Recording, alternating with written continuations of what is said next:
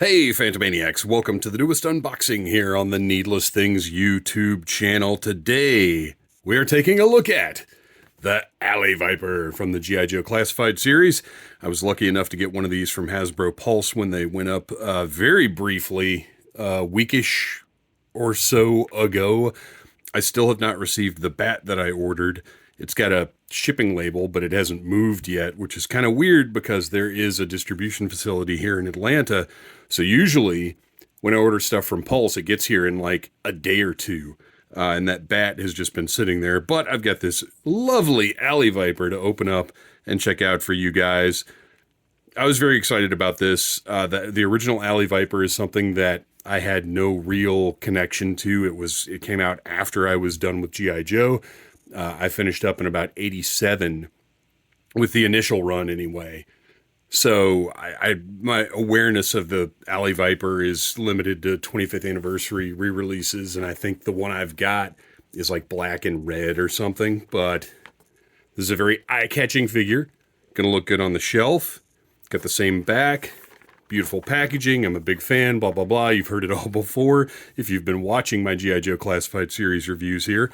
And of course on the side, I'm still, I love this. I love this clear window, and you've got the specialties here. The Alley Vipers are cobblers. They enjoy shields and grenades, and they tend to live in the city. So there you go. That's all you need to know about the Alley Viper. I got some really cool artwork on the side. I like this sort of Legion type artwork where it's clear this is a troop builder, and then you've got a little Cobra Commander down there at the bottom, which, by the way, I do feel like we need an updated Cobra Commander. I like our garish classified Cobra Commander, but we do need one that's a little more subdued. All right, let's take our weird new box cutter here. Don't worry, trusty 1964 box cutter is still around. I'm just enjoying the gimmickry of this thing for the time being. Got a little piece of paper. All Hasbro products have now. Same back of the box. Nothing has changed on the packaging yet. That is coming soon. And this guy, tons of accessories in this package. This is for, the standard retail price, which as of now, the Alley Viper and the Bat, I believe the MSRP is still $19.99, but as we all know at this point, that $22.99 is right around the corner with our next releases. But for $20, and honestly, even for $23, you get a lot of stuff in this box. So I'm pretty impressed with the sheer volume of accessories here. Now, if I can just get them out. And fortunately, the tape that Hasbro uses on this, on these, pops up pretty easily. It doesn't leave a whole lot of sticky behind. It sticks to the tray a lot more than it sticks to the accessories, which that's what you want. All right, and there we go.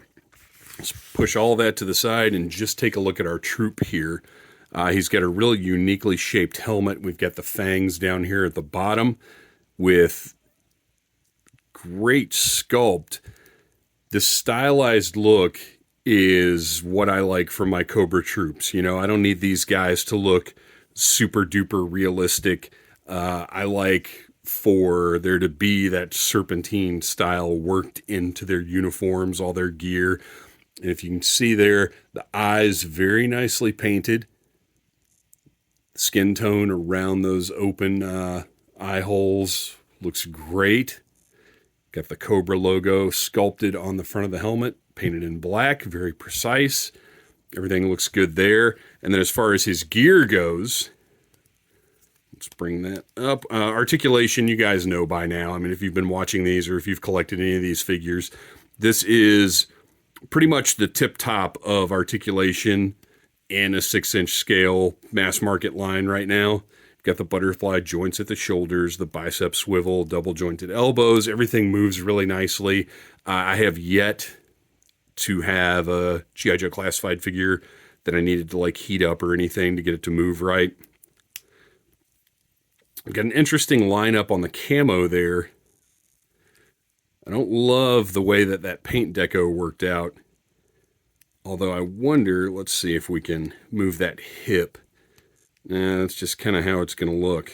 So you're going to get that knee pad facing a little bit more out than maybe you want it to, but not a huge deal. We got little thigh pieces here that you probably have to wiggle around to get in exactly the right place, but that's fine because once you do, they pretty much stay put. I haven't had an issue with, a lot of the Marvel Legends figures when they have extra little bits and pieces like this. They can kind of slide, fall off, get all over the place. With the Classified series stuff, once you get it where you want it, it tends to pretty much stay, and I appreciate that. And actually, now looking up here, if we line that holster up, then the way that doesn't quite line up right doesn't really matter so much. So that's okay. I like these. Gosh, doesn't that just seem off-center, though?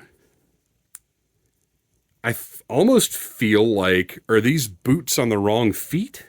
Do I need to switch these? His feet are correct. But I feel like his shin guards should be switched. Like, I feel like this shin guard should be more on the outside. They seem like they're pointed too much toward the inside there. It seems a little weird to me.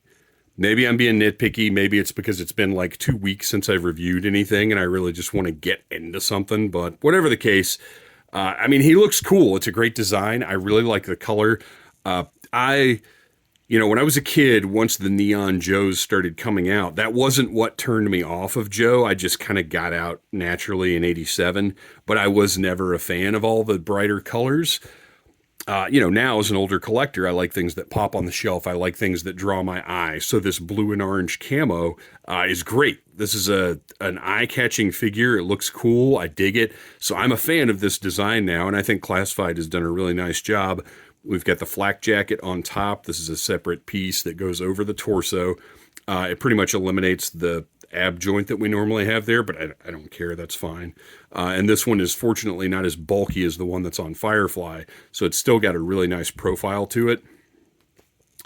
The more I look at these shin guards, maybe they're not that bad. It just seems like when they're facing forward, they're a little too much toward the middle here. Like they should be... The shin guard should be slightly more on the outside. I don't know. Again, maybe that's just me being nitpicky and it's been too long since I've reviewed anything and my eyes are looking for issues that are not there. We've got a nice sheath on the forearm. We've got another one right here that we'll get into those knives in just a minute. Some black gloves with a little knuckle duster detail you can see right here. On the back, we've got the peg hole for the backpack. Just a great eye-catching troop. He looks cool. He doesn't look like a unique figure. He does look like a troop. I would love to have 10 of these guys, but at this price point, I am not army building anything in Classified series anymore.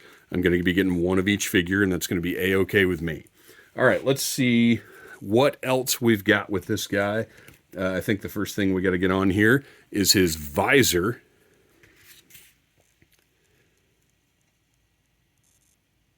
It's a lighter piece.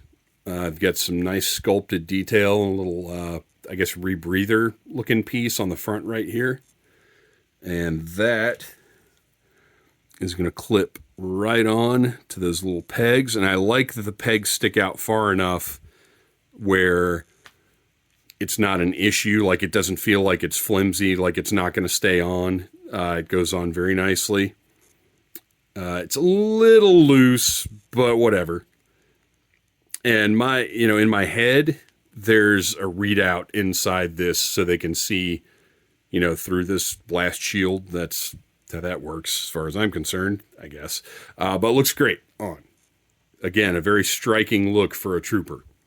Very unnerving to not be able to see the enemy's eyes. Backpack has all kinds of sculpted detail on it. You've got the Cobra logo up the top here. No paint on this thing. It's okay. All black is, it's not bothering me. A little bit of paint would be nice, but at the same time, it probably would be mostly black stuff. It goes right into the peg hole, and they've done a nice job with the peg hole on this one. It's in there nice and secure. It's not sticking out too far. Everything looks good. I dig it. They've done a nice job with this backpack. And I'm noticing this peg protruding right here. I'm going to guess you have one or more options for the weapons to go into that peg, or onto that peg, rather. Let's take a look. We've got two little knives, nicely sculpted. And would it be nice if there was silver on the blade? Sure, but there are all black knives. Like, that's a thing. And it's not unreasonable to think that these guys would want all black knives. Because, you know, they're trying to be stealthy, right? Right. So that slides right up into there. And actually, that looks really nice, too. It doesn't stick out and look weird. They've got a nice design here where it stays pretty snug up against the vest. So it doesn't seem, it's not like, oh gosh, is it the Vipers or the Troopers that have the knives kind of sticking up right beside their faces? That was not the best design. And then over here, we'll just grab this other one and put it right in there. Maybe. There we go. There you go. Now this one might make a little more sense if you flip this over, but because of the shape or the sizes of those little loops right there, that's not going to work. I would almost prefer if this one was up that way, although for the purposes of drawing that knife, it probably makes more sense that it would just be just like that. So there's that. And if you don't like this, just take it off. More weapons over here. Got what looks like a submachine gun with a removable magazine. Pops right back in there. Excellent looking weapon. Tons of sculpted detail. Scope on there. I like it. I like the magazine right back here. That looks cool. It gives it an interesting, unique look. We have an additional magazine that I was thinking it might have some storage somewhere, but it doesn't. Oh, wait. Nope, no storage for the magazine. That would have been cool. I've got a great looking pistol. I'm a big fan of this sort of sci-fi-ish pistol. I like this thing. And that is going to go right in our holster over here.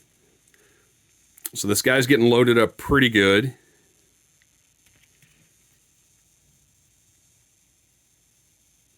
Got another gun here. You can see again, I mean, the sculpted detail on these weapons is very nice.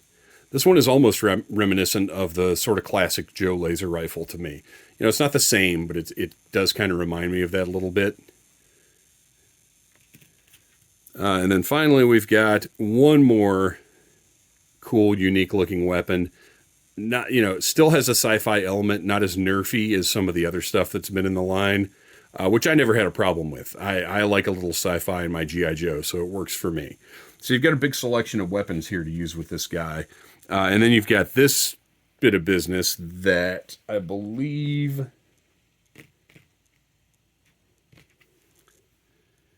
I am not honestly positive which of these this is supposed to go with. I think it's a callback to the original Alley Viper.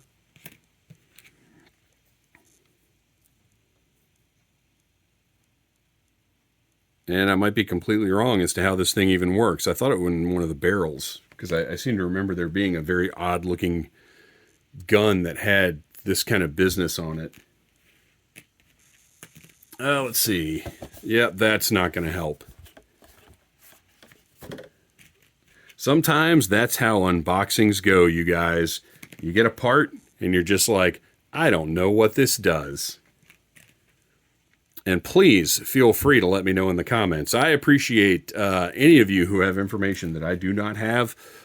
Drop it in the comments if you've had more time with this thing than I have, or if you felt like, look at that. That barrel looks larger to me than the other ones. You know, if you've had more time with these, if you have more knowledge of this particular character, this weapon, whatever, let me know. I'll be happy to hear it. I like to open things up and figure it out. But that whole figure it out thing is often a part of this where I don't have all the information I need. All right, and finally, we've got the signature shield of the Alley Viper, really thick and sturdy. It's PVC, it's not ABS, but it's a nice, thick, sturdy piece.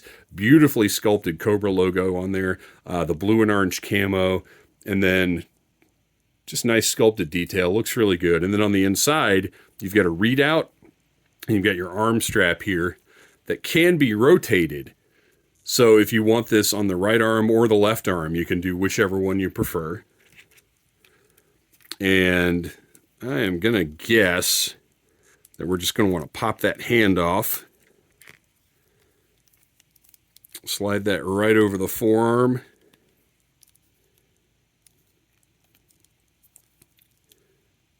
A little bit of a snug fit, but that's good. I would rather it be on there nice and snug than just loosey-goosey flopping around. And then get that hand back on.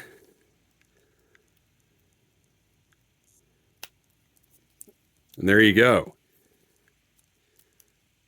I am a big fan of this guy. You know, I say I'm not troop building, but if there are enough intentional, distinctive looks to a troop builder, then, you know, maybe I would be a little more interested in having a couple of these. And I do think that you could have 3 or 4 pretty distinctive looking, as far as how they're armed and everything, Alley Vipers in your collection. So I don't know. If the whim grabs me, I might buy a couple more. It could be fun, but really just having one I'm happy with. It's a unique look. I like all these classified series takes, especially the direction they're going now. I think Hasbro's doing a really, really nice job with this line. So there you go. Your G.I. Joe classified series, Alley Viper. Somebody get in those comments. Let me know what the heck this thing is. I'm sure I'll figure it out before you comment, or not figure it out, I'll look it up. But there you go. New Cobra Troop ready for the shelf. Thanks for watching, you guys. Please like, subscribe, share, tell your friends about Needless Things and Cobra. Oh, and be sure to check out Audible Interlude, a G.I. Joe podcast, available the first Friday of every month, wherever you get your podcasts. Ha! I think I figured it out. So it does go in that barrel. It's just a really, really snug fit. And the only reason I did figure it out, or the reason I think I figured it out, is because his backpack has that distinctive hook shape up at the top there. So that's what that peg is for. That rifle fits perfectly into that spot. And then you get that look, which is the Alley Viper backpack look, if I'm remembering correctly. So there you go. I think I figured it out, you guys. Good work, everybody.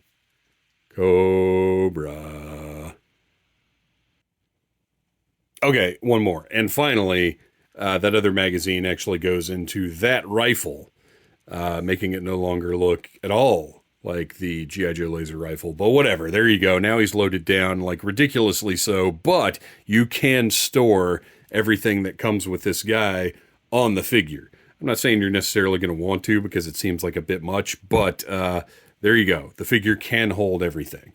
I'm done for real this time. Smash that like button if you like Needless Things.